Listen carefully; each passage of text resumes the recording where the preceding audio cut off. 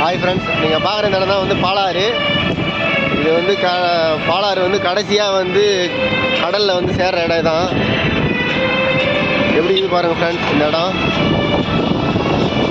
ரொம்ப சூப்பராக இருக்குல்ல.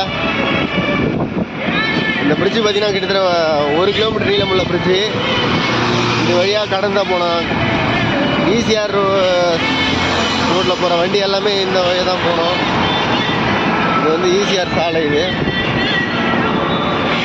இந்த இடம் உங்களுக்கு பிடிச்சிருந்தா லைக் பண்ணுங்கள், கமெண்ட் பண்ணுங்கள், ஷேர் பண்ணுங்கள் ஃப்ரெண்ட்ஸ். தேங்க்யூ.